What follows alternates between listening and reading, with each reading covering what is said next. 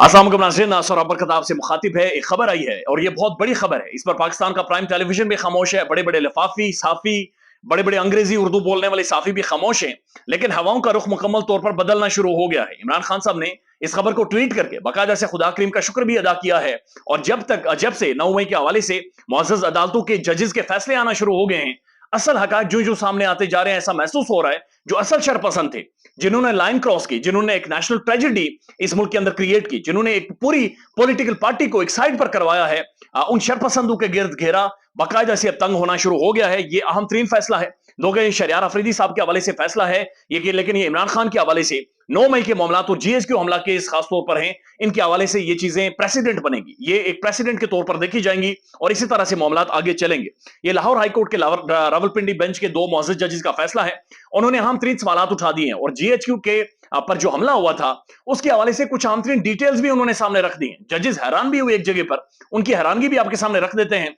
और जो 4 पेजेस पर मबनी ये फैसला है, इसकी अहम तरीन चीजें, अहम तरीन पोर्शन आपके सामने रख देते हैं। आपको खुद ही अंदाजा हो जाएगा कि मामला किस तरफ जा रहे हैं और हुकूमत या जो मौजूदा रिजीम है इन सारे मामला को किस तरह से मैनेज करती रही और किस तरह से प्राइम टेलीविजन इसके ऊपर बाकायदा से एड्स चलाता है, एडवर्टीजमेंट चलाता है और ये सारी चीजें चलाकर एक सियासी जमात को एक कॉर्नर करने की कोशिश कर रहा है। अब ये लाहौर हाईकोर्ट रावलपिंडी बेंच का फैसला है, बड़ा जबरदस्त किस्म का फैसला है, एक बड़ी इंटरेस्टिंग किस्म की ये जजमेंट है।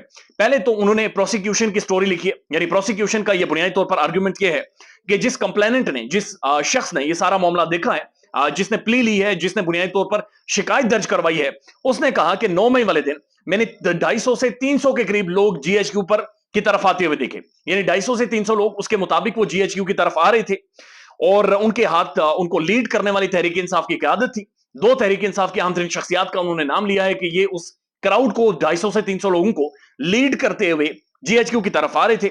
इनके हाथों में डंडे थे, इनके हाथों में पत्थर थे, ये गालियां दे रहे थे, ये नारे लगा रहे थे और इनके हाथों में पेट्रोल बम भी थे। तो इस तरह से एक पूरा जत्था जीएचक्यू तक की तरफ आ रहा था, यानी ये कंप्लेनेंट, ये जो शिकायत कर रहा है वो ये कर रहा है।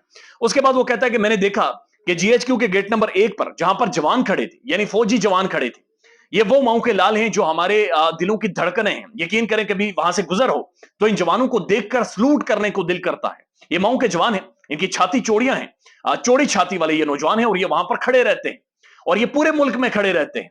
इनके हवाले से मेरे ख्याल में ये जो कंप्लेंट इसने दर्ज करवाई है, इसको पकड़कर फेंटी लगानी चाहिए, चूंकि इसने इन नौजवानों की भी तस्दीक की है। अब ये कंप्लेनेंट कह रहे हैं कि जीएचक्यू गेट नंबर 1 पर जवान खड़े थे, फौजी जवान खड़े थे। जो ही ये 250 से 300 लोग आते हैं, इनका और वो फौजी जवान है उनका झगड़ा शुरू हो जाता है, यानी आपस में गुत्थम गुत्था हो जाते हैं, मुक्के लाते हैं, घुसूने, यानी जप्पी एक दूसरे के साथ लगा देते हैं। उसके बाद मुजाहिरीन गेट तोड़कर अंदर दाखिल हो जाते हैं, यानी जीएचक्यू का गेट तोड़कर 250 से 300 लोग अंदर दाखिल हो जाते हैं, शीशे तोड़ते हैं, दरवाजे तोड़ते हैं, गालियां देते हैं और फौजी जवानों के ऊपर पत्थर बरसाते हैं और उन जवानों के ऊपर हमला करते हैं। ये तज़हीक है, ये जो अल्फाज इस्तेमाल किए जा रहे हैं ये तज़हीक है। वो कहता है कि वो जवानों को पत्थर मारते हैं। ये प्रोसिक्यूशन की बुनियादी तौर पर स्टोरी है। इसके ऊपर जो अदालत लिख रही है, जो अदालत की फाइंडिंग्स हैं और अदालत जो अपनी जजमेंट दे रही है वो बड़ी इंटरेस्टिंग है। अदालत ये कह रही है कि एफआईआर में 250 से 300 नामालूम लोगों को नामजद किया गया, यानी ये कहा गया कि 250 से 300 नामालूम लोग थे जिनके नामों के बारे में किसी को पता नहीं है। उसके बाद अदालत लिख रही है कि जब ये लोग, यानी 250 से 300 लोग गेट नंबर 1 पर पहुंचते हैं जहां पर फौजी जवान खड़े थे, लेकिन हैरानकुन बात यह है कि इस सारे मामले में, इस सारे मुकदमे में, वो जो फौजी जवान वहां पर गेट के ऊपर खड़े थे, जिनके साथ झगड़ा हुआ, जिनके साथ जप्फी लगी, मुक्के चले, उन जवानों में से किसी एक का भी नाम शामिल नहीं है। किसी एक का भी नाम या किसी एक भी जवान की स्टेटमेंट इस सारे मुकदमे में शामिल नहीं है। यानी 250 से 300 नामालूम लोग आते हैं, लेकिन जीएचक्यू गेट के ऊपर जो नौजवान फौजी जवान खड़े हैं उनमें से किसी का भी नाम शामिल नहीं है, ना ही उसकी स्टेटमेंट शामिल है। उसके बाद अदालत यह कहती है कि जब 250 से 300 लोग जो नामालूम थे उनकी शिनाख्त परेड करवाई गई, तो उसकी शिनाख्त परेड के लिए किसी भी जवान से नहीं पूछा गया, यानी फौजी किसी भी जवान से नहीं पूछा गया कि क्या ये वाकईतन वही लोग हैं, क्या ये वही शख्स है जिसने हमला किया था, क्या ये वही शख्स है जिसके हाथ में पेट्रोल बम था, या जिसने गेट तोड़ा, या जो जीएचक्यू के अंदर दाखिल हुआ। उसके बाद अदालत यह कह रही है कि शहरयार अफरीदी के ऊपर बुनियादी तौर पर मुकदमा यह है कि शहरयार अफरीदी ने एक तकरीर की और उस तकरीर की वजह से लोगों में इश्तियाल आया, लोगों में गुस्सा आया और वो जीएचक्यू की तरफ गए। लेकिन अदालत का यह कहना है कि शहरयार अफरीदी के ऊपर इसी तकरीर के हवाले से पहले भी एक मुकदमा दर्ज हो चुका है और उस मुकदमे में अदालत पहले ही उन्हें बेल दे चुकी है, इन्हें जमानत दे चुकी है। लिहाजा एक ही मामले को दो जगह पर ट्रायल नहीं हो सकता, लिहाजा शहरयार अफरीदी पर ये सारी चीजें इंप्लीकेट नहीं होती, यानी दोबारा से इन सारी चीजों का शहरयार के ऊपर मलबा नहीं डाला जा सकता।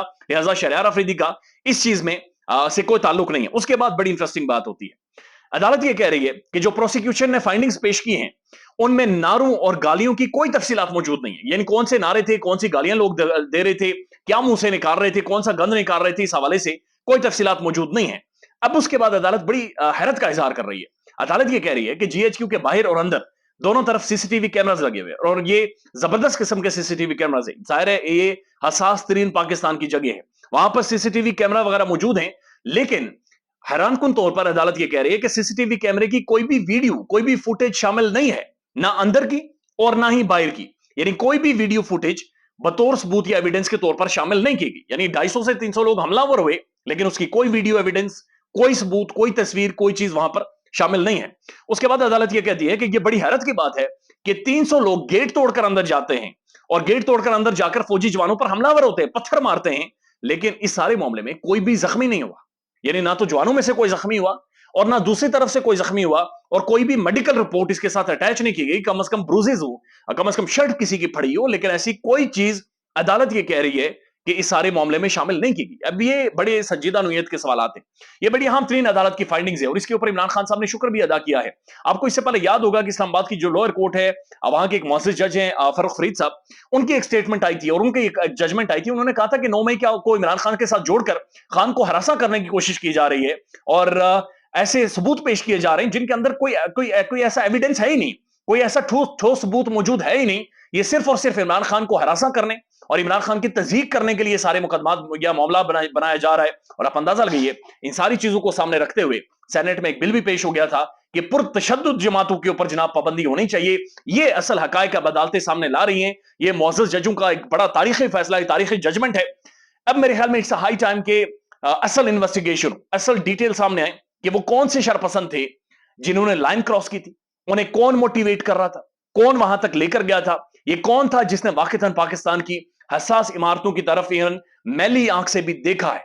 इन असल शरपसंदों तक पहुंचना कौम की, इदारों की, हुकूमत की, तमाम तर पॉलिटिकल पार्टीज की, हम सब की जिम्मेदारी है कि उन तक पहुंचे, उन्हें बिलों से घसीट कर बाहर निकालें और उन्हें अवाम के सामने उनके असल मुंह दिखाएं, शक्लें दिखाएं कि ये असल प्लानर्स थे और ये असल मास्टरमाइंड थे। ख्याल रखिएगा अपना। अल्लाह हाफिज।